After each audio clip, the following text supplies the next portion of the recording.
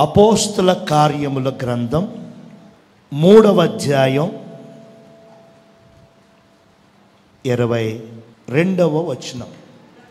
మోషే ఇట్లనెను, ప్రభువైన దేవుడు నా వంటి ఒక ప్రవక్తను మీ సహోదరులలో నుండి మీ కొరకు పుట్టించును. ఆయన మీతో ఏమి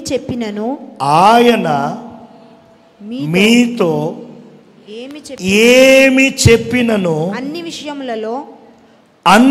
విషయములలో మీరు ఆయన మాట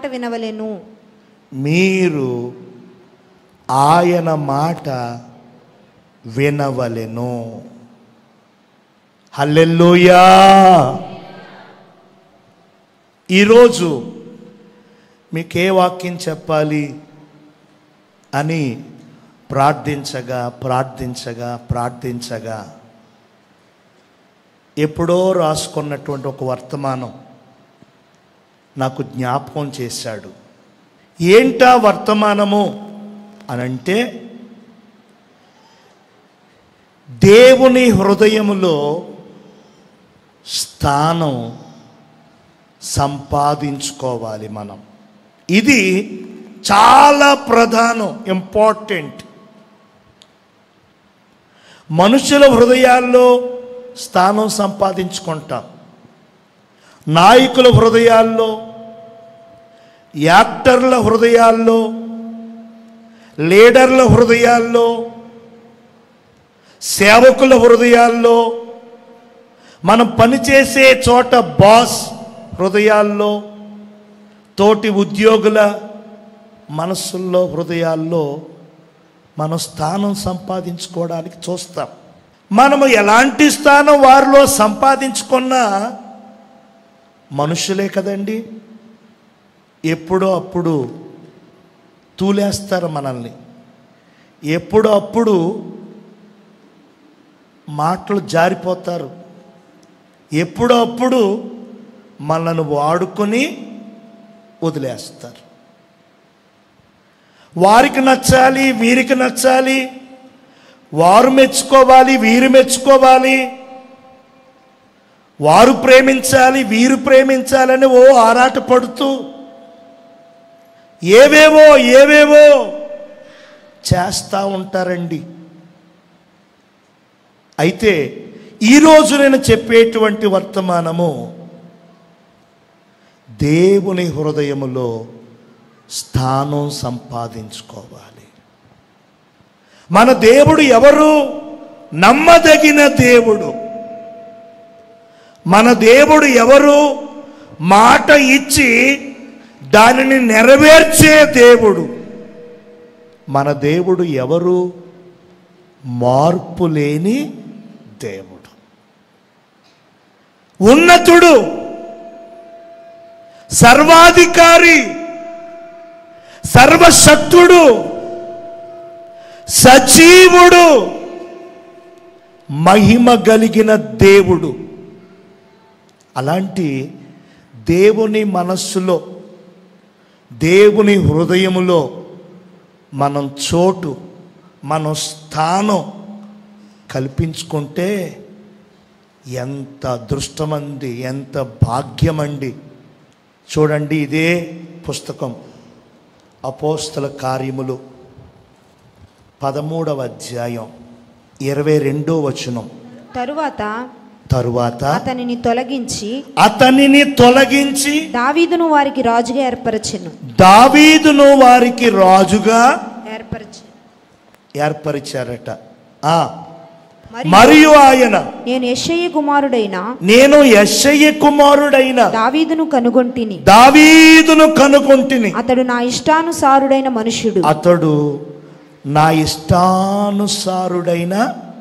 మనుష్యుడు.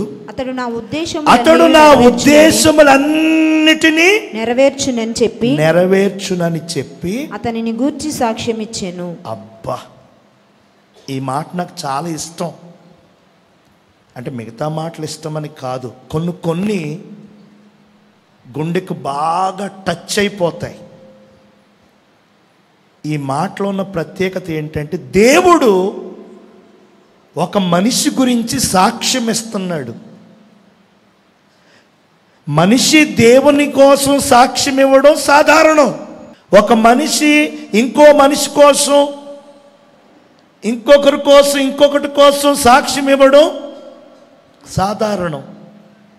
దేవుడే ఒక మనిషి కోసం, ఒక వ్యక్తి కోసం సాక్ష్యం ఇస్తున్నాడు అంటే అసలు ఎంత గొప్ప విషయం అండి. ఆనాడు సాక్ష్యం ఇచ్చినట్లుగానే ఈనాడు కూడా దేవుడు నీ కోసం, నీ కోసం, నీ కోసం, నా కోసం సాక్ష్యం ఇవ్వడానికి సిద్ధంగా ఉన్నాడు. దేవునికి స్తోత్రం. అప్పుడెప్పుడో ఇచ్చాడు, ఇప్పుడు ఇవ్వడు, ఇప్పుడు పట్టించుకోడు అని అనటానికి లేదు. ఆనాడు సాక్ష్యం ఇచ్చిన దేవుడే ఈనాడు నీ కొరకు సాక్ష్యం ఇవ్వడానికి సిద్ధంగా ఉన్నాడు. ఎవరి గురించి సాక్ష్యం ఇస్తున్నాడు దేవుడు? దావీదు గురించి. దావీదు కంటే ముందు సౌలు రాజ్యం చేస్తా ఉన్నాడు, పాలన చేస్తా ఉన్నాడు. సౌలు కూడా దేవుణ్ణి ఎరిగినవాడు, భయభక్తులు కలిగినోడు, ప్రార్థనాపరుడు, విశ్వాసవీరుడు, యుద్ధవీరుడు.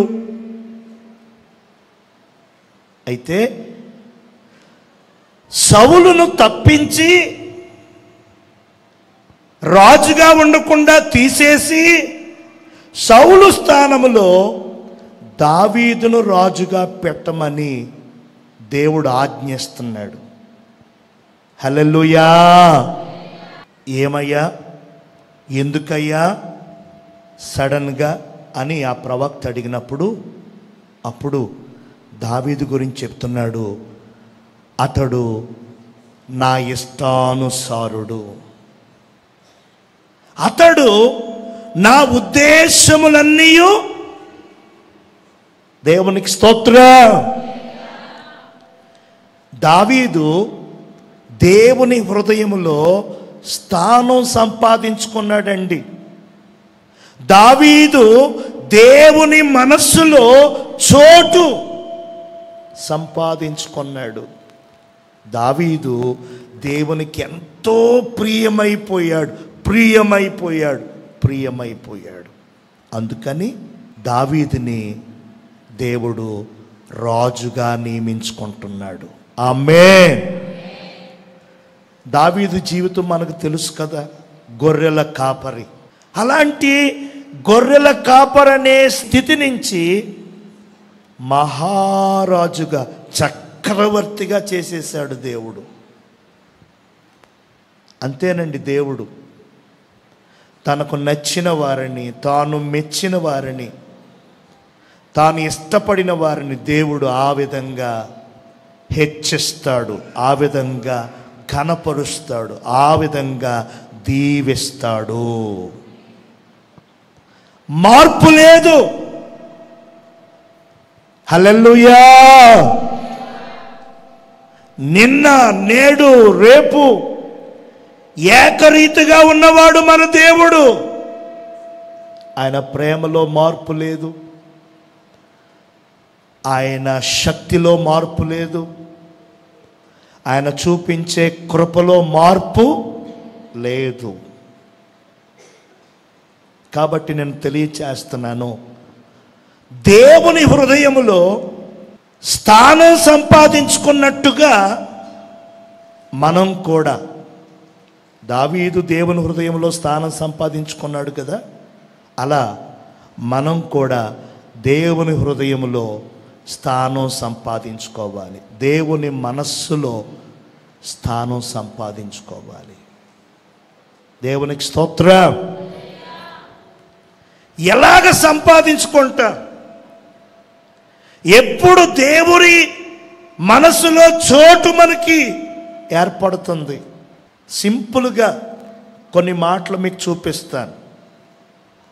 చూసేసి చదివేసి వినేసి అలా వదిలేక ఖచ్చితంగా ఈ మాటల చొప్పున చేయడానికి, ఈ మాట ప్రకారంగా మార్చుకొని జీవించటానికి ప్రయత్నం చేద్దాం.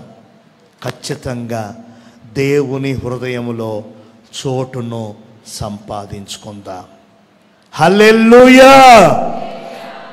మన టాపిక్ ఏంటంటే దేవుని హృదయములో స్థానం సంపాదించుకోవాలి.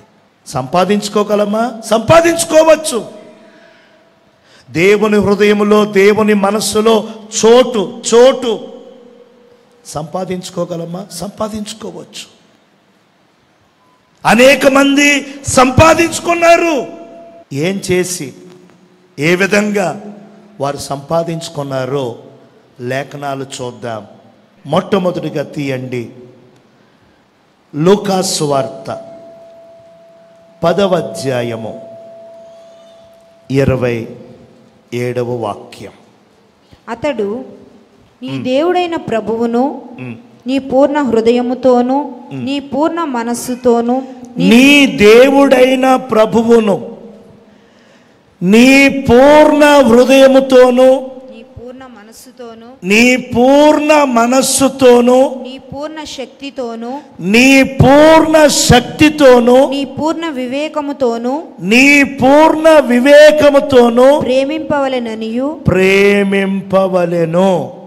దేవుని హృదయములో, దేవుని మనస్సులో మనకి చోటు, స్థానం రావాలి అనంటే మనం చేయాల్సిన మొదటి పని, మనం అవలంబించాల్సినటువంటి మొదటి కార్యం, ప్రప్రథమంగా మనం చేయాల్సిన పని ఏంటంటే దేవునిని బహుగా ప్రేమించాలి. దేవునిని ఇష్టపడాలి. దేవుణ్ణి ఇష్టపడాలట. చూడండి ఇంకొక మాట, మత్తయి సువార్త 10వ అధ్యాయము 37వ వచనం.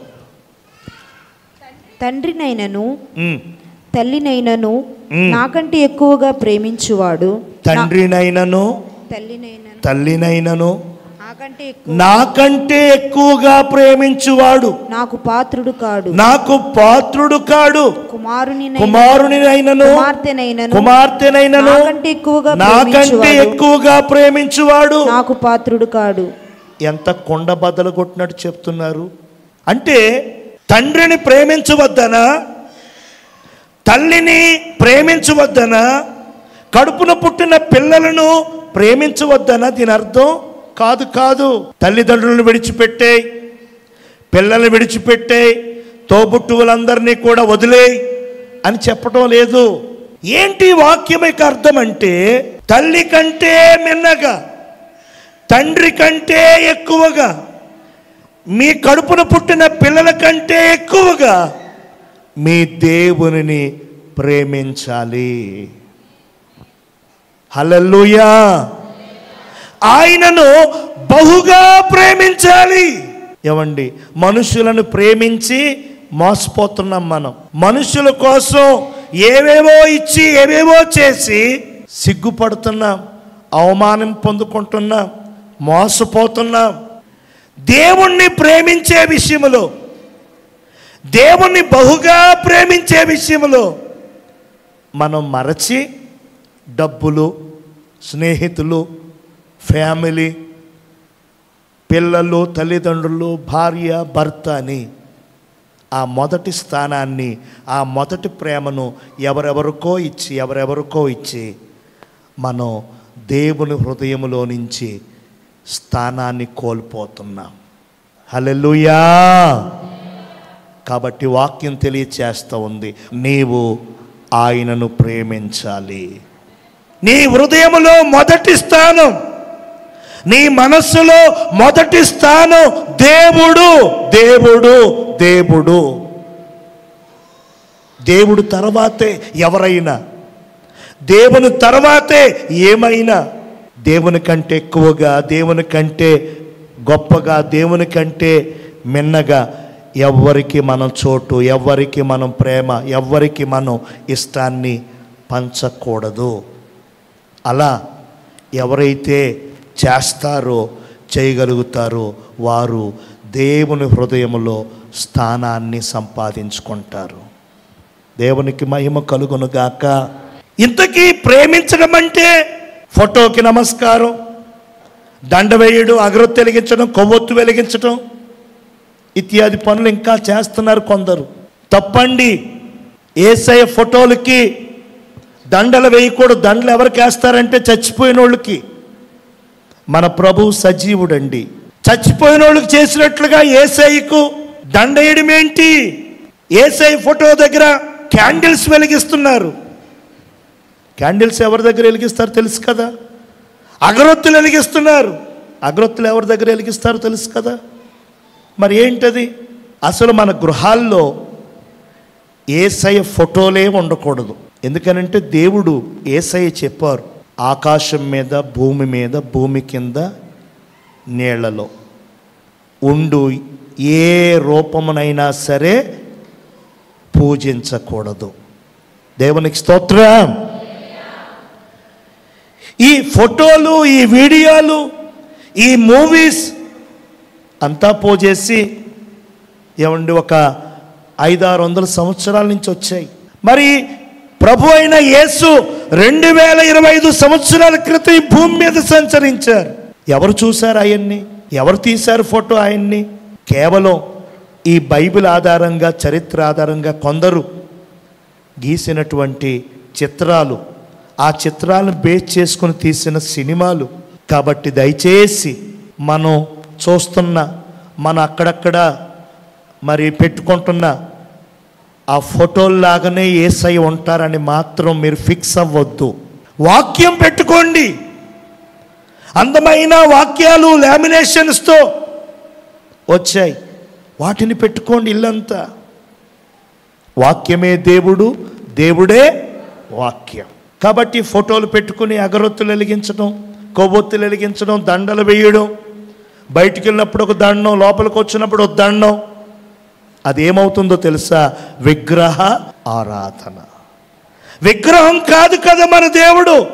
విగ్రహం లేక చేసి చూస్తున్నావేంటి? విగ్రహం లేక పెడుతున్నావేంటి అంటాడు పరిశుద్ధాత్మ దేవుడు.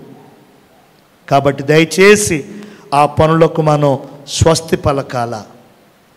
మరి ప్రేమించడం అంటే ఏంటి? దేవుని హృదయంలో చోటు, దేవుని మనస్సులో స్థానం సంపాదించాలంటే బహుగా ప్రేమించాలి, బహుగా ఇష్టపడాలి అని అనుకున్నాం. ఏంటి ఇష్టపడడం, ఏంటి ప్రేమించడం అంటే వాక్యం చెబుతుంది.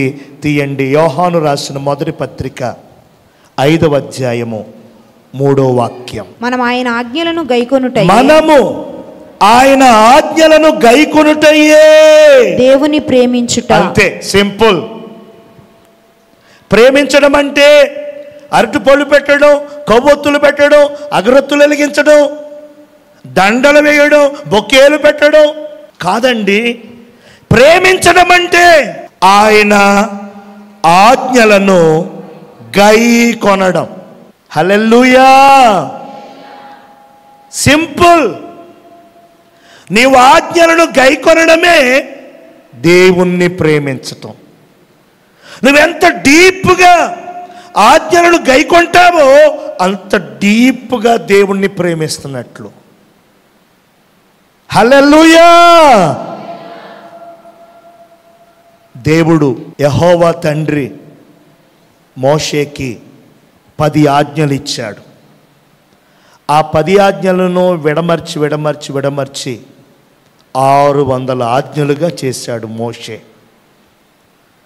కొత్త నిబంధనలో యేసయ్య వచ్చి ఏమండి 10 కాదు 600 కాదు అని 2 ఆజ్ఞలు. ఆ 2 కూడా ఒక్కదాని మీదే బేస్ అయ్యాయి. ఒకటి దేవుణ్ణి ప్రేమించు, రెండవది నీ పొరుగు వారిని. అంతే, ప్రేమ మీదే ఉంది. దేవునికి స్తోత్రం. దేవుణ్ణి ప్రేమించటం, పొరుగు వారిని ప్రేమించటం, ఇదే ధర్మశాస్త్రం అంతా ఇదే, పరిశుద్ధ గ్రంథం అంతా ఇదే, బైబిల్ అంతా ఇదే.